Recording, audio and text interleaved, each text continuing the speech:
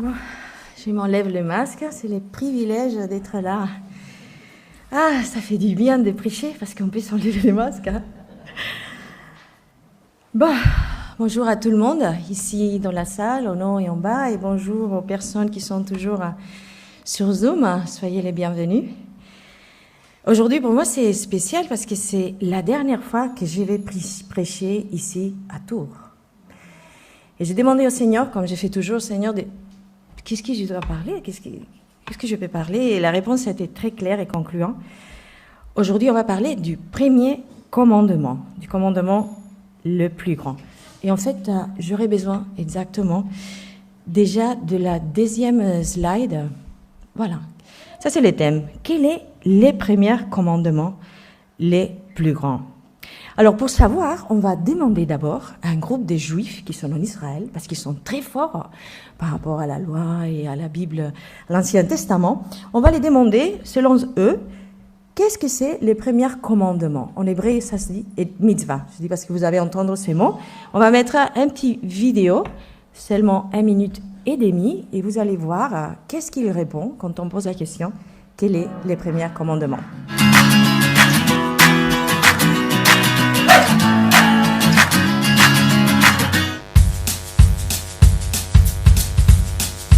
C'est une grande question, ça. La mitzvah la plus importante, je pense qu'elles sont toutes aussi importantes les unes que les autres. C'est Ahavat Israël. L'amour du prochain. Lorsqu'on aime les gens autour de nous, lorsqu'on aime chacun qui est autour de nous, on est obligé de faire que des mitzvot. La plus importante, c'est Ahavat Israël. Moi, pour moi, il n'y a qu'une seule chose, c'est le respect. Parce que c'est la base. Sans ça, toutes les autres mitzvot, elles n'ont pas vraiment de valeur. Quand son prochain il n'est pas bien, le monde entier n'est pas bien. Parce qu'on a besoin d'aimer les autres pour être accepté par Dieu. La tzedaka. Et tzedaka, Elle permet à plusieurs personnes d'en vivre. Voilà, elle peut sauver aussi de beaucoup de choses. la mitzvah la plus importante, c'est de vivre en Israël. Habiter Israël. Parce que c'est notre pays, c'est notre maison. Et tous les juifs sont rassemblés ici. Et c'est la terre de Kadosh Baruch Hu. Parce que c'est marqué dans la Torah et c'est là où tu peux t'accomplir en tant que juif. C'est la base de tout. On est sorti d'Égypte pour arriver en Eretz Israël parce que c'est là-bas qu'il faut construire. C'est là-bas qu'on va être délivré. Et si on veut y arriver, il faut agir. Et avoir la émouna envers Hachem. Comprendre que Hachem, il est parfait. Le Limud Torah, et je pense que justement à travers le Limud Torah, ça nous fait faire un peu toutes les mitzvot. La tfila, d'avoir des enfants. Continuer la descendance. C'est connu que la mitzvah la plus importante dans la Torah, c'est le Shabbat, parce que c'est le Mekor HaBracha, c'est l'origine de la bénédiction. Plus important. Voilà, comme quoi. Ils ont l'air d'être un peu perdus, non? On leur demande quels sont les commandements les plus importants. Il y a tout qui sort par là. Ils ont utilisé parfois, ils parlent français. Vous voyez, c'est des juifs français qui habitent en Israël. Et ils mélangent parfois, il y a des mots très marqués. Ils ont dit par exemple la tzedaka, ça veut dire les actes de justice. Quand on fait, voilà, ça serait vers les personnes qui vont pas bien. Ils ont dit l'émouna, c'est la foi en Dieu. Voilà, les Shabbats, les respects du Shabbat, hein, on connaît, vivre en Israël, l'amour pour les autres. Et à la fin du vidéo, vous les voyez pas parce qu'on l'a coupé, mais alors apparaît les rabbis, que c'est un rabbi orthodoxe qui dit, selon la tradition du rabbinisme, qui aujourd'hui c'est majoritaire, on dirait, en Israël, les commandements les plus importants, c'est étudier la Torah. C'est dit aussi par un de ceux. Et qui est d'ailleurs, c'est un commandement dans la Bible. Hein, il y a plusieurs fois où c'est encourager les peuples d'étudier la Bible. Par exemple, dans les Psaumes 1, c'est dit heureux l'homme qui médite la loi jour et nuit. Aussi, Josué, quand il doit aller conquérir Canaan, on lui dit, c'est Dieu même qui lui dit tu vas méditer la loi nuit et jour. C'est curieux parce que Josué va conquérir Canaan, on lui dit pas tu vas t'armer avec une super armure, tu vas faire des exercices physiques. Il dit non, pour conquérir Canaan, tu vas méditer la loi nuit et jour. Comme quoi, oui, c'est un commandement important. Et il faut savoir que cette discussion sur quel est les commandements le plus important, c'est pas d'aujourd'hui, elle vient de très loin. Elle est là depuis toujours. En fait, les Juifs souvent disent il y a 2 Juifs, il y a 5 opinions. Alors, ils discutent un peu de tout et n'importe quoi. Et la vérité, c'est qu'il faut penser que pour les Juifs, leur Bible, la Bible hébreu qu'ils disent, c'est-à-dire l'Ancien Testament, c'est composé de 73 commandements. Et en fait, à l'époque de Jésus, qui pour eux c'était aussi un rabbin, c'est-à-dire un maître, on lui a posé aussi la question Et nous aussi, on va lui poser à lui, parce que c'est lui notre maître, notre rabbi en hébreu. Voyons voir ce qu'il répond à la question quels sont les premiers commandements. Et pour ça, je vais demander les suivantes slides. On va aller dans l'évangile de Matthieu. Vous trouvez les mêmes passages dans les autres évangiles. J'ai choisi celui-là. On est à Matthieu 22, du verset 34 au 38. Et je vais lire. En apprenant que Jésus avait réduit au silence les Sadducéens, les pharisiens se réunirent. L'un d'entre eux, un enseignant de la loi, voulut lui tendre un piège et lui demanda « Maître, rabbin, quel est dans la loi les commandements les plus grands ?» Jésus lui répondit « Tu aimeras le Seigneur, ton Dieu, de tout ton cœur, de toute ton âme et de toute ta pensée. » C'est là les commandements les plus grands et les plus importants. La version de Marc, et en fait je vais utiliser un peu la version de Marc de ce même passage, ajoute de toute ta force. Mais là, avant de continuer, je vais prier. Mon notre Père, je te remercie pour cette opportunité de penser à toi, de parler à toi, de réfléchir sur toi en communauté, Seigneur, ensemble, ces derniers jours que je le fais à Tours, Seigneur. Je te demande que tu nous bénisses tous, que chacun puisse recevoir ce dont lui ou elle a besoin, Seigneur, à travers ta parole. Et que ma bouche, c'est ta bouche, Seigneur. Et je demande ça au nom de Jésus. Amen. Alors, il faut savoir que Jésus, là, il n'invente pas les premiers commandements, il ne les sort pas non plus du chapeau. Il est en train de citer Deutéronome 6, les versets 4 et 5. On les verra plus tard. Mais bon, c'est pour dire qu'il cite déjà un commandement. Après, il donnera les deuxièmes commandements, il va les tirer de Lévitique. Et ici, vous voyez, dans les contextes juifs, Jésus fait un choix. C'était pas clair, c'était pas évident. Il y a plein de choses écrites dans l'Ancien Testament, plein de possibilités, vous avez entendu. Et Moïse même, quand il donne ses commandements, parce que Deutéronome c'est écrit par Moïse, et c'est Moïse qui est en train de parler, de dire ça, ne dit pas que c'est le plus important. Jésus, du coup, ici se présente pas seulement comme notre sauveur, mais aussi comme notre rabbi, comme notre maître. C'est lui qui nous indique clairement quel est le chemin à faire. Et si on réfléchit un peu, le verset il est déjà disparu, mais je pense qu'on l'a tous un peu en tête, non? C'est très connu, il faut aimer Dieu de tout ton cœur, de toute ton âme, voilà, de toute ta force. En fait, c'est incroyable ces versets. On est tellement habitués, c'est tellement connu qu'on ne s'y penche pas plus que ça, parce que ah oui, si, il faut aimer Dieu comme ça, non? Mais au moment que ces versets arrivent en Deutéronome, si vous lisez la Bible du début jusqu'à la fin, vous commencez par la Genèse, vous voyez c'est Dieu qui est tout puissant, qui a créé les ciels, la terre, l'univers. Hein. C'est Dieu qui a créé un peuple du néant, qui a choisi un homme super vieux, Abraham, avec une femme stérile, et de là, il se fait son peuple. Après, en Égypte, il devient hyper nombreux, parce que c'est Dieu, il fait ce qu'il veut, et il les sort d'Égypte avec un bras puissant. Voilà, il les fait sortir, et du coup, quand il les a là, il dit, attention, le plus important, c'est que tu m'aimes. En fait, c'est Dieu nous demande surtout, d'abord, les plus importants, les premiers commandements, c'est que nous, que moi, que vous, qu'on l'aime. Waouh! Je pense que c'est assez incroyable. Parce que Dieu peut tout avoir, tout faire, tout contrôler, tout décider, sauf notre liberté, notre décision de l'aimer librement, de manière volontaire, sans être obligé. Du coup, aujourd'hui, on va voir ces versets, on va les décortiquer un peu. Et la première question, qui se trouve dans les suivantes slides, merci beaucoup Jean-Daniel, non, c'est pas celui-là, exactement, c'est poser la question, d'accord, il faut aimer Dieu, mais qu'est-ce que c'est aimer Dieu? Bon, d'abord, il faut dire que nous vivons dans une culture, une société où l'amour est très important. Non? Love is in the air. On parle de l'amour, on cherche l'amour, on veut l'amour. Hein. Mais il faut savoir que, au point de vue biblique, aimer n'a pas beaucoup à voir avec les sentiments. Je ne sais pas si vous connaissez un livre qui est écrit à un pasteur. En fait, c'est un pasteur baptiste américain. C'est sûr que vous les connaissez, Gary Chapman. Le livre s'appelle « Les 5 langages de l'amour ». Ça a été comment dire, un hit, un best-seller à l'époque, dans les années 90-2000. Et dans ses livres, il racontait qu'en fait, on parle tous de l'amour, on veut tous l'amour, on espère tous l'amour, mais chacun comprend des choses assez différentes. Par exemple, il y a des personnes pour qui aimer, ça veut dire, pour se sentir aimé, il faut qu'ils reçoivent des cadeaux. Non, c'est surtout les choses physiques. D'autres, c'est les mots encourageants. Et du coup, par exemple, il parle de 5 différents langages. Et ça produit parfois des problèmes de communication. Il y a des gens qui ne se sentent pas aimés, tandis que les autres pensent qu'ils les aiment, parce qu'ils parlent un autre langage d'amour. Non ? Du coup, l'important pour nous aujourd'hui, c'est voir quel est les langages de l'amour pour Dieu. On veut aimer Dieu, mais qu'est-ce que lui, il attend de nous, de notre part ? Quel est son 6e langage ? Parce que je vous dis que ce n'est pas un de ces 5 langages. Et pour ça, on va passer à la suivante slide. Oui. Ah, je vois, je ne sais pas pourquoi il s'est effacé. En haut, j'avais mis 1 Jean 5, 3, 4, mais bon. Ah oui, pardon, il apparaît plus tard, merci. Oui, ça va. Bon.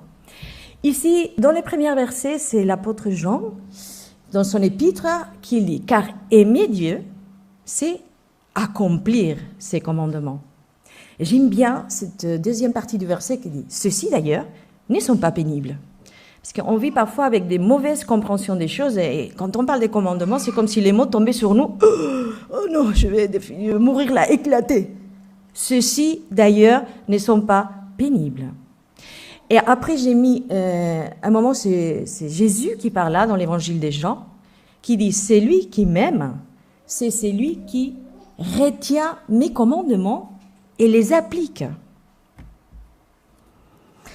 Du coup, aimer, on voudrait que ça soit un verbe de sentiment, parce que voilà, c'est dans l'époque qu'on vit, mais c'est un verbe d'action. Parfois, j'entends des personnes dire « Oh, je ne peux pas obéir Dieu », dans par exemple les pardons. Et aujourd'hui, je vais parler un peu de ce thème parce que je pense que c'est très important.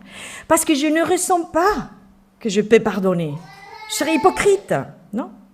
On voudrait toujours que nos sentiments accompagnent nos actions. Je ne le sens pas, je ne le fais pas. Voilà. En fait, on va découvrir peu à peu que souvent, on devra aimer Dieu, c'est-à-dire l'obéir, même contre nos sentiments. Et là, je vais faire un cas pratique, parce que parfois, les choses concrètes sont plus claires que les généralisations. Je demande, s'il te plaît, voilà. Là, on a la photo d'une vieille dame. Est-ce que quelqu'un pourrait me dire qui c'est ? Oui, Joy, bravo. C'est Corrie ten Boom. Corrie ten Boom, c'est une femme qui a vécu au XXe siècle. C'était une chrétienne du Pays-Bas, une hollandaise, qui a eu elle a vécu l'Holocauste. Elle vivait dans une ville qui s'appelait Haarlem. Et sa famille et elle, la famille était chrétienne, ils ont décidé de cacher des Juifs chez eux pour éviter qu'ils finissent dans les camps de concentration. C'est ce genre de chrétiens, non ? Bon, la chose est tournée mal dans le sens qu'ils ont été découverts, et pas seulement les Juifs cachés, mais elle, plusieurs membres de sa famille, tous au camp de concentration. Sa sœur est décédée dans les camps de concentration, mais elle a survécu. Et après cette expérience, elle a eu un ministère, je dirais, international très grand, où elle parlait du salut, de Jésus, de l'amour, du pardon. Mais un jour, Corrie ten Boom vit une expérience incroyable. Elle est à Berlin, et soudain, elle fait une conférence, il y a un homme qui s'approche de lui, il lui dit « Vous vous souvenez de moi ?» Et Corrie ten Boom, soudain, il y a les flashbacks qui viennent du passé, c'était un des gardiens du camp de concentration. Et le plus horrible de tous les gardiens. Elle reste figée, et l'homme lui dit « Vous savez quoi ? J'ai compris que j'avais tort. J'ai rencontré Jésus, je lui ai donné ma vie, il m'a pardonné, mais je lui dis, Jésus, s'il te plaît, laisse-moi rencontrer une personne, une de mes victimes, pour que je puisse lui demander pardon en personne. » Et Corrie ten Boom, il dit qu'elle était là, mais figée, il était, qu'est-ce que c'est cette affaire-là ? Et du coup, il a pensé, je veux pas pardonner, je vais pas pardonner, je peux pas pardonner, je haïs cet homme. C'est ça ce qu'elle a pensé d'abord. Mais comme bonne chrétienne, elle fréquentait sa Bible, et du coup, la Bible est venue à elle. Elle ne voulait pas aller au commandement, mais les commandements sont venus vers elle. Et soudain, dans sa pensée, elle a retrouvé Matthieu 6, là où Jésus dit, en effet, si vous pardonnez aux autres leurs fautes, votre Père Céleste vous pardonnera aussi. Mais si vous ne pardonnez pas aux autres, votre Père ne vous pardonnera pas non plus vos fautes. Là, c'est pas écrit. Ah, mais s'ils ont été très, très, très, très méchants, genre nazis, voilà. Bon, on comprend, hein, voilà, c'était tellement méchant. Non. Et elle-même s'est dit, mais moi, je vais être pardonnée, moi, je veux pas vivre cette malédiction. Et soudain, Romains 5 est venu aussi, où c'est Paul qui parle et dit, Dieu a versé son amour dans notre cœur par l'Esprit Saint qu'il nous a donné. Elle a tout compris. Je veux pas pardonner, je peux pas pardonner, mais c'est Dieu qui va les faire, parce que lui, c'est l'amour. Et ce qu'il demande, c'est que j'obéisse. Comme quoi, elle a fait une petite prière pour demander de l'aide à Dieu. Elle a tendu son bras, et avec toute son humilité et la capacité qu'elle a trouvée chez elle, elle a dit, elle a verbalisé, ça c'est une autre chose importante pour obéir Dieu, elle a dit, je te pardonne, mon frère. Et l'extraordinaire de tout ça, c'est qu'elle raconte qu'à ces moments-là, elle a senti l'amour de Dieu avec une puissance, une conviction, une joie, une paix, une liberté qu'elle n'avait jamais expérimentée auparavant. Et ça faisait longtemps qu'elle marchait avec le Seigneur. Hein. On ne doit donc pas obéir avec nos sentiments. Ça ferait tellement du bien, ça serait tellement simple, mais ce n'est pas toujours possible. On ne peut pas obéir avec nos émotions, avec notre raisonnement. J'entends des gens, par exemple, « Oh, je ne peux pas me baptiser parce que je ne comprends pas pourquoi. » Là, c'est l'intellect qui intervient. Non, pardon. Tu obéis parce que c'est écrit les commandements. Jésus demande qu'on se baptise. Et j'ai envie de dire, comme Saint Augustin, tu veux comprendre? Crois. Crois, fais, agis pour comprendre. N'attends pas à tout comprendre, à tout être d'accord, avoir l'envie de tous ces commandements pour les accomplir. Agis. On doit obéir avec nos actions, avec foi, même si on est cassé, on est brisé, dont nous on ressent que de la haine. C'est tout ce qu'on nous demande. Un partenariat avec Dieu pour réconcilier les hommes avec lui. Mais vous pouvez objecter, mais obéir tout le temps, c'est pas possible. Et c'est vrai. Seulement, on sait, Jésus, c'est le seul qui n'a jamais péché. Tous ont péché. Mais plutôt que de se dire, il faut obéir tout le temps, et sinon, il faut entendre ça, comprendre ça comme, il faut s'installer dans un esprit d'obéissance. De se dire, il faut toujours avancer. Il faut toujours essayer de se relever si on est tombé. Si on doit demander pardon, coûte ce que coûte, il faut aller demander pardon, ouvrir la bouche et parler. Si on nous demande pardon et on ne veut pas pardonner parce qu'on haït cette personne méchante, on l'accorde. On demande l'aide de Dieu et on le fait. L'obéissance a souvent mauvaise presse. Non, je vous le disais, les mots commandement, obéissance, ça semble comme une espèce de truc qui tombe dessus. Mais on l'a lu. Ils sont d'ailleurs pas pénibles, les commandements. Et pourquoi il a souvent mauvaise presse, l'obéissance? Parce qu'on ne voit qu'elle est contrainte. Non, cette histoire de je veux pas, je peux pas, j'ai pas envie, je suis pas là. Pourquoi on me demande ça? Non. Et parfois, on dit non, je ne veux pas donner mon temps, par exemple, à Dieu. Pourquoi je dois prier?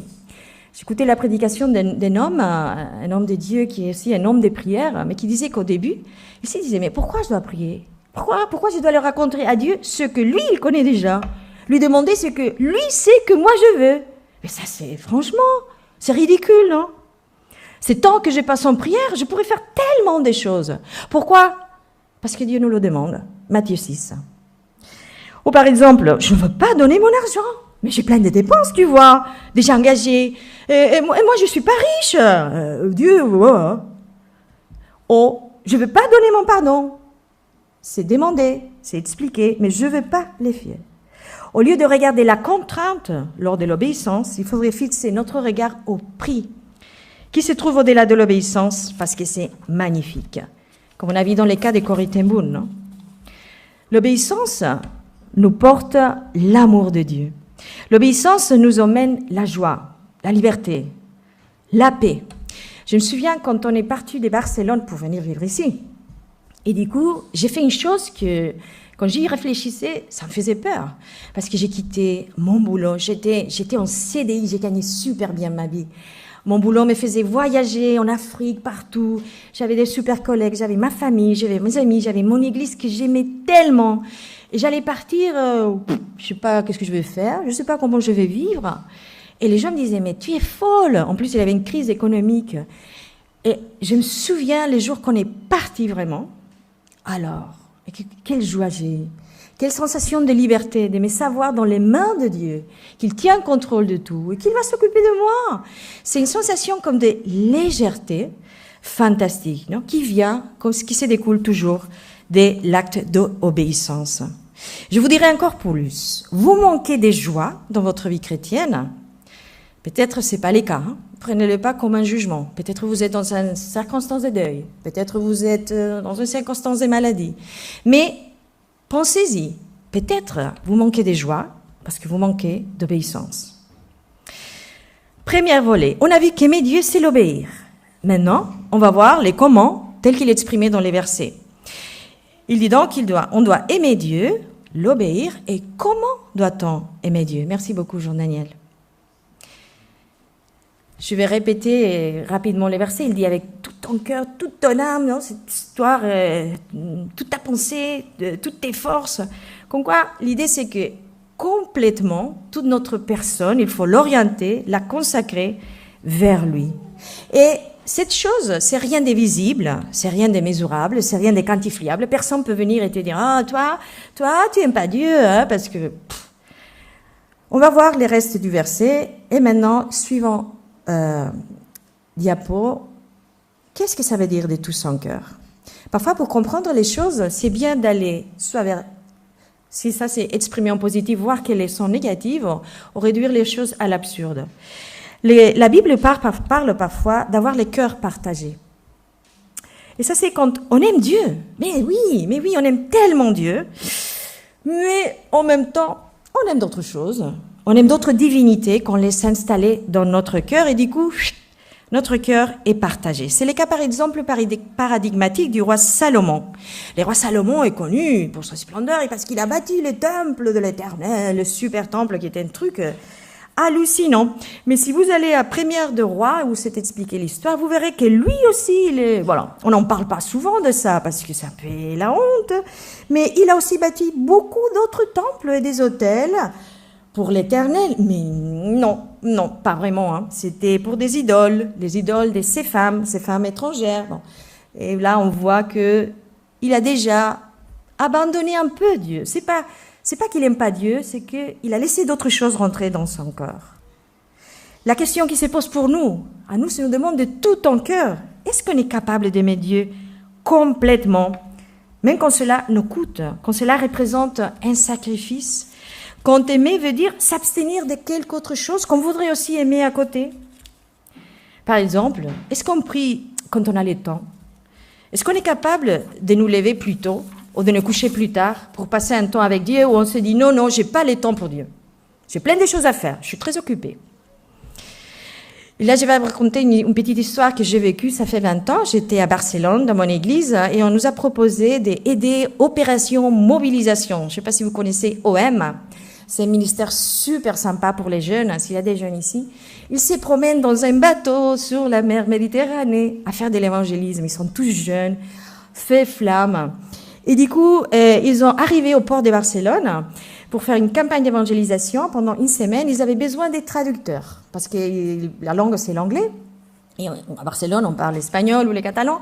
Et précisément, c'est ce que je faisais dans mon église. Je faisais la traduction simultanée de l'anglais à l'espagnol. Et j'ai dit, ça a l'air sympa. Et je suis allée à une réunion de préparation pour participer dans cette campagne. Et je me souviens, c'est fort, hein, parce que c'est une histoire comme toute petite d'un monsieur que j'ai jamais revu. Hein. On a raconté ce qu'il fallait faire, ça semblait super sympa et tout ça. Et le monsieur dit, j'aimerais bien, il fallait être là les soirs à 19h. Moi, je peux pas. Ah bon, d'accord, écoutez, ça arrive. Hein. Moi, je peux pas parce que à 19h, moi, je mange. Bon. C'est pas qu'il s'occupait des enfants, qu'il fallait faire manger à 19h, c'est pas que, qu'il avait une personne âgée à la maison, c'est que lui, à 19h, il mange. Et vous direz, mais qu'est-ce que c'est ça, non? Je me souviens même pas qui était cet homme, c'est une toute petite histoire, mais pour moi, ça a été édifiant, vous verrez pourquoi. Écoutez, j'ai passé une semaine sur les bateaux d'OM, que je voulais pas descendre en terre. J'ai vécu, j'ai vu, j'ai expérimenté des choses qui ont nourri ma foi jusqu'à aujourd'hui. Est-ce que nous aussi, qu'on aime bien le Seigneur, on est tous sauvés. C'est Messieurs, il est sauvé, bien sûr, il aime le Seigneur. Est-ce qu'on rate des rendez-vous divins? Parce que oui, on aime Dieu, mais on nous aime nous aussi. Notre petit être aussi, nos petites routines, nos conforts. Et non, on va dire non, comme ça, carrément, parce que notre cœur, en fait, il est partagé. On va passer au suivant diapo. On a vidé tout ton cœur. Hein. Et là, j'ai réuni dans une seule pièce de toute ton âme, de toute ta pensée. Ah, pardon, ça c'est... Alors, peut-être j'ai oublié... Ah voilà, c'est ça. Merci beaucoup. Il dit qu'il faut aimer Dieu de toute ton âme et de toute ta pensée. L'âme, peut-être, c'est un mot un peu assez vague, mais on pourrait le traduire pour toute notre personne. C'est que nous, on dirait que c'est moi, mes pensées, ma volonté, mes envies, la personne en soi, non? Est-ce que tous ces domaines de notre personnalité sont soumis à la parole de Dieu? Est-ce que nos mots et donc nos convictions, parce que les mots, les paroles qu'on dit finissent par nourrir ce qu'on croit, est-ce qu'ils s'alignent avec les commandements de Dieu? Nos mots parlent aux autres de l'amour de Dieu, reflètent la volonté de Dieu pour le monde. L'autre jour, j'ai parlé au téléphone avec une personne qui n'est même pas en France, c'est personne ici, non? Cette personne, elle est au Seigneur, elle aime le Seigneur et tout, et elle commençait à parler mal d'une autre personne. Et j'ai dit, écoute, arrête, tu vois pas que tu tombes dans la médisance? Non, là, qu'est-ce qu'il nous dit l'apôtre Jacques? Comment tu peux bénir Dieu avec ta bouche et avec la même bouche, la même langue, maudire ton frère? C'est pas possible. Mais est-ce que cette personne, elle m'a fait ceci, elle m'a fait ça? Je dis, écoute, cette personne, j'en sais rien, je parle à toi, il faut que tu surveilles ton cœur. Qu'est-ce que tu fais avec tes mots? Qu'est-ce que tu fais avec tes pensées? Avec quoi tu nourris ta tête? Parce que nos mots et nos pensées aident ou non à la construction du royaume, aident ou non au ministère de la réconciliation. Si on est bloqué avec quelqu'un, c'est pas en parlant mal de cette personne qu'on va l'aider, ni à nous-mêmes. Il faut la bénir, il faut la bénir. C'est ça, les mots, toujours. Qu'est-ce qu'on fait avec nos mots? Qu'est-ce qu'on fait avec nos pensées? On travaille du côté de Dieu ou on travaille avec l'ennemi de Dieu? On se situe où par rapport à ça? Si vous voulez faire comme une espèce d'état des lieux, cette semaine j'ai fait un état des lieux à Chambéry. J'étais à Chambéry pour prendre les clés de notre nouvel appart et c'est vraiment un truc fatigant parce qu'il faut regarder vraiment la dalle là dans les coins qu'il y a une petite brisure et faire la photo. Et moi j'aime pas ces choses-là. Mais j'ai dit que j'ai appris une chose, il faut être vraiment au détail. Et si on faisait chacun de son côté, c'est une invitation seulement, à faire un état des lieux de notre âme, de nos pensées, de nos convictions. Est-ce qu'on trouverait des brèches, des choses de la peinture qui s'écaille, des choses qu'il faut vraiment restaurer, rénover? Si Jésus était à côté de nous, est-ce qu'on dirait les choses qu'on dit? Est-ce qu'on penserait les choses qu'on pense? Si on pensait que lui, il écoutait, il pouvait voir nos pensées. On passe au suivant, comment aimer Dieu, du verset qui n'apparaît pas, je disais, dans les passages de Matthieu, mais que vous retrouvez dans Marc et en fait dans les Deutéronomes. Comme quoi c'est Moïse qui dit ça. Il faut aimer Dieu de toute ta force. Et regardez comme c'est toujours l'idée de complètement. Non, il ne dit pas, bon, quand tu auras un peu de force, voilà, non, quand tu auras un peu, non, de toute ta force, et ça c'est toujours compris, avec toutes tes ressources. Même les Juifs disent avec tout ton argent. Mais oui. Et qu'est-ce qu'on peut comprendre par là? Là, je pense qu'on arrive peut-être pour nous un peu au paroxysme, non? D'accord, Dieu nous demande les cœurs, oui, bah, je vais l'aimer. Dieu nous demande les pensées, oui, je vais essayer de pas maudire les autres, je vais pas tomber dans la médisance. Mais alors, qu'est-ce que c'est que cela? Elle demande mon argent, il demande mon temps. Et parfois, vous voyez, selon nos caractères, nos personnalités, on a tendance à vouloir donner une chose et pas vouloir donner l'autre. Il y a des gens qui vont donner beaucoup de temps. Ah oui, au service du Seigneur tout. Mais qu'on ne touche pas à ma poche. Surtout pas, parce que ça fait peur. Et je le sais, j'ai eu peur quand j'ai quitté ma vie, où elle était tout assurée, tout clair, tout propre. Mais, des autres qui disent, il y a des personnes qui se relationnent plutôt avec l'argent. Je donne tout l'argent qu'on me demande, mais qu'on me laisse tranquille, à vivre ma vie, sans souci. Je ne vais pas donner du temps au Seigneur. Non. Et je paye et qu'une autre fasse. Tout cela peut sembler très exagéré. Et en fait, quand on le lit comme ça, on dit, mais c'est Dieu. il est fou. Mais qu'est-ce qu'il pense? Qu'est-ce qu'il attend, non? Mais j'ai pas arrivé à la fin, attendez, parce que ça peut aller plus loin. On va lire maintenant dans Deutéronome. J'ai besoin de les suivantes slides. On va retrouver cet verset qu'on a un peu analysé et ce qui suit après. Je vais les lire. Tu aimeras l'Éternel ton Dieu de tout ton cœur, de toute ton âme et de toute ta force. Que ces commandements que je te donne aujourd'hui restent gravés dans ton cœur. Tu les inculqueras à tes enfants et tu en parleras chez toi dans ta maison. Et quand tu marcheras sur la route, quand tu te coucheras et quand tu te leveras.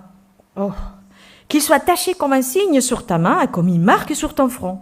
Tu les inscriras sur les poteaux de ta maison et sur les montants de tes portes. Alors, messieurs, dames, je ne sais pas vous, mais je lis ça et j'ai dit, on se calme. Franchement, c'est un peu exagéré, non? C'est à cause de ces passages, par exemple, que les juifs ultra-orthodoxes, ils s'aimaient les phylactéries, les trucs en cuir avec des versets bibliques dans les bras et sur les fronts. Il faut dire qu'en fait, dans la Bible, normalement, cette idée de la main, les pieds, les doigts, c'est pour symboliser les pensées, l'action de la main, la direction du pied. C'est pas pour qu'on se mette les versets. C'est l'important, c'est pas que j'ai les versets ici collés. L'important, c'est que ma main agisse en fonction des versets, que ma pensée agisse en fonction des versets. Non, mais bon, pour raconter. Oui, je suis d'accord avec vous. Dieu exagère, mais exagère franchement. Tout ton cœur, toute ta pensée, tout. Et en plus, tu en parleras, tu as vu, dès que tu te lèves, quand tu te couches, quand tu marches, tu les inculqueras à tes enfants. On a parlé de ça déjà un autre jour. On se calme, non? Attention! Mais on va arriver au troisième volet où j'espère révéler pourquoi c'est Dieu, il est tellement, exigeante. Et j'ai besoin exactement. Pourquoi doit-on aimer Dieu de cette façon? Non. J'ai trouvé la réponse dans l'évangile des Jean. C'est la suivante slide. Là, c'est Jésus qui parle. Je vais lire d'abord les versets. Jean 15, 9 dit « Comme le Père m'a toujours aimé, moi aussi je vous ai aimé. Maintenez-vous donc dans mon amour. » Je vais raconter un peu parce qu'il y a un parallélisme entre Moïse et Jésus à ce moment-là. Je disais Moïse, il est en Deutéronome, il est en train de donner les consignes, les commandements avant de rentrer dans la terre promise et il va disparaître, il va mourir. Dieu lui a dit qu'il ne va pas rentrer. Et du coup, c'est comme les moments de la vérité, voilà, il faut que vous écoutiez, c'est la seule opportunité, la dernière que j'ai pour dire ce qui est important. Jésus, là, quand il parle, il est dans la chambre haute. C'est ces derniers chapitres de Jean où il fait ses derniers discours auprès de ses disciples. Lui aussi, il va disparaître, cloué à la croix. Et les disciples aussi, ils vont devoir conquérir Canaan, c'est-à-dire faire face à toute la persécution et voir les débuts de l'Église. Non? Vont faire face à des grandes difficultés, comme le peuple d'Israël. Et de la même façon que je dis les versets, je le trouve assez hallucinant que le Dieu Tout-Puissant ne désire surtout, le plus important, c'est qu'on l'aime. Je trouve ici très hallucinant ces versets parce qu'il dit que Jésus, c'est Dieu, fait chair, il dit que il nous aime comme le Père l'aime. C'est-à-dire, Dieu nous aime avec l'amour qu'il a pour Jésus. Un amour parfait, un amour total, immense, incompréhensible, incommensurable. La clé de tout, du coup, c'est l'amour. Dieu veut qu'on l'aime complètement, follement, inlassablement, tout le temps, de toute la manière possible. Pourquoi? Parce qu'il nous aime comme ça. Dieu ne peut pas aimer un peu. Dieu ne nous aime moins parce que on est tombé dans les péchés. Dieu nous aime d'un amour folle. Et c'est pour ça qu'il parle d'une manière folle. On doit l'aimer, je pense, comme on aime quand on est amoureux.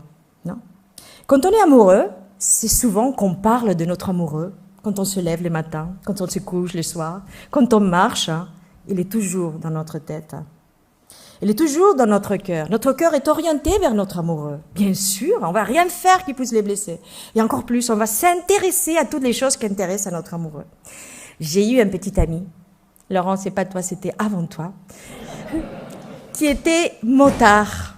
Et du coup, moi, que j'ai aucun intérêt les roues, sauf les roues de mon vélo, Du coup, j'ai commencé à m'intéresser en moto. J'ai m'acheté un casque moto. J'ai m'acheté une veste de motard et tout. Et j'allais sur sa moto. Oui, désolé, j'ai pas fait ça avec toi.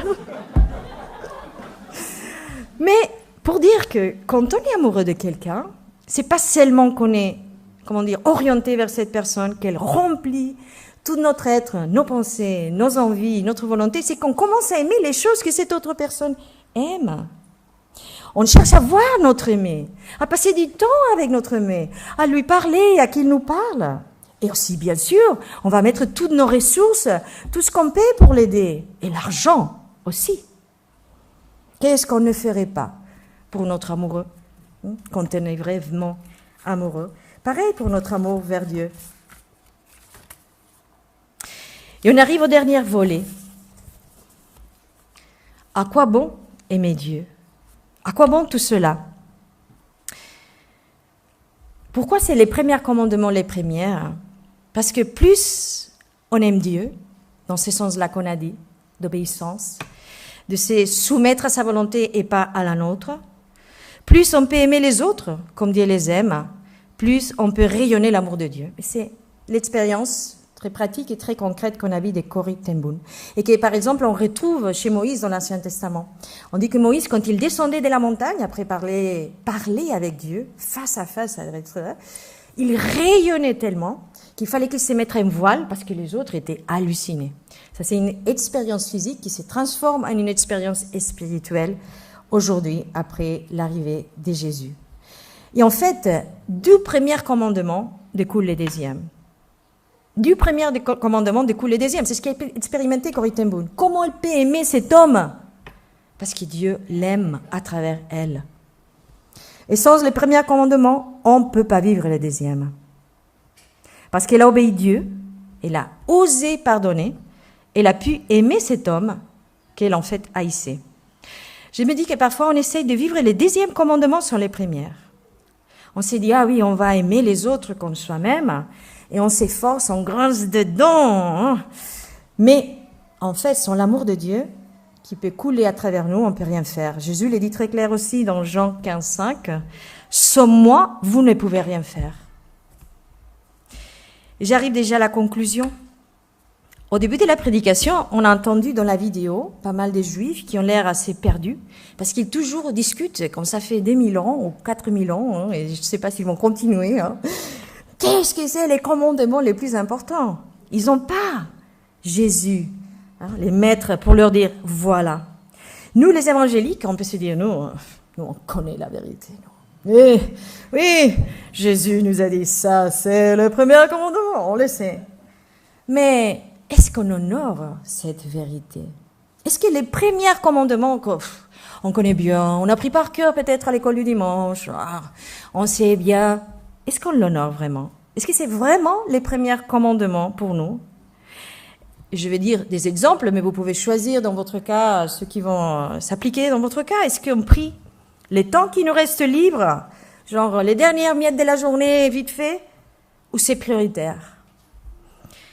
Est-ce qu'on lit la Bible, la dernière chose dans notre emploi du temps, parce que voilà, si on a le temps, parce que ma vie elle est très pleine et très occupée. Et je dis la prière et la lecture de la Bible parce que Dieu nous parle là. Dieu veut notre relation, notre conversation avec lui. Est-ce qu'on donne la dîme à la fin de mois, s'il reste quelque chose, parce que, pas. Ou c'est prioritaire, c'est la première chose qu'on fait. Vous savez, à l'époque du temple, du deuxième temple, à l'époque de Jésus, il y avait des prêtres qui étaient chargés, de quand les personnes portaient les offrandes, regarder les animaux. Et on ne présentait pas à Dieu, voilà, la petite bête toute, sale, boiteuse, qui n'allait pas. Il fallait présenter les premiers fruits de ta récolte, et les bêtes la plus belle, la meilleure chose, c'est pour Dieu. Est-ce qu'on a cet esprit chez nous? On s'aligne avec les commandements seulement si c'est facile. Si, voilà, je mange à 19h, bougez pas. Si cela nous intéresse, si les sentiments nous accompagnent, si cela ne prend pas trop de temps, écoute. Mais dès qu'il y a un sacrifice de temps, d'argent, un changement dans notre vie bien carrée, notre zone de confort, alors on n'assume pas. Si on a une honte à vivre qu'on ne veut pas exprimer, j'imaginais les gardiens qui doivent s'approcher des Corrie ten Boom, j'imagine qu'ils tremblaient. Comment tu vas à dire à quelqu'un, oui, je suis celui qui a tué ta sœur, hein. Est-ce que tu peux me pardonner? Ça doit... Écoutez, je pense qu'il était très courageux, franchement. Il a demandé au Seigneur de lui permettre de demander pardon à une personne, à une victime. Ça, il faut avaler beaucoup d'honte. Hein. Et Corrie ten Boom aussi, non? Arriver à prononcer « je te pardonne », non? Parfois, j'ai dit à des personnes qui sont bloquées avec quelqu'un « bénis cette personne ». Je dis « je ne peux pas bénir ». Je peux bénir ses enfants, mais je ne peux pas bénir cette personne. Bénis-la. Osez ouvrir la bouche pour prononcer ce que Dieu nous demande de prononcer. Parce que c'est alors, vraiment, qu'on s'accoute, qu'on honore les premiers commandements. En aimant Dieu avec tout notre cœur, notre âme, nos forces, et en faisant de cela notre premier commandement, on expérimente son amour. On se fixe tellement sur les contraintes, j'ai pas envie. Mais si on s'est fixé sur les prix qu'il y a derrière, les sacrifices, les forces, c'est là qu'alors on peut recevoir son amour et tous les fruits de l'esprit, qu'on peut irradier, tellement comme Moïse, quand il descendait du mont Sinaï, tellement comme Corrie ten Boom, quand elle parlait à des foules sur la force du pardon. Dans l'amour de Dieu, seulement là, on découvre notre vraie identité et la vraie identité de notre Père. Un amour qu'on ne peut pas mesurer, qu'on ne peut pas comprendre, qu'on ne peut pas saisir, qu'on ne peut pas finir. Et quoi qu'il arrive, rien ne peut nous arracher de cet amour. Comme dit Jésus en Jean 15, 9, le verset qu'on a lu avant, « Restons donc dans son amour ». Et je prie et je vais faire une bénédiction. Merci Seigneur pour ce temps qu'on a passé d'écouter ta parole, de réfléchir. Je te demande que ça puisse donner des fruits pour chacun et chacune, Seigneur, qu'on puisse vraiment avancer dans la compréhension de ce que c'est aimer, Seigneur, et qu'on puisse l'appliquer dans nos vies. Et je demande ça au nom de Jésus. Et comme c'est ma dernière jour, je voulais finir par vous bénir avec la bénédiction d'Aaron, cette bénédiction qu'on chante maintenant dans toutes les langues du monde, parce qu'elle est très connue depuis les Covid. Je dis tout simplement, Seigneur, que l'Éternel te bénisse et te garde à toi, l'Église de la Cana, l'Église baptiste, que l'Éternel te regarde avec bonté et qu'il te fasse grâce, que l'Éternel veille sur toi et t'accorde la paix. Amen.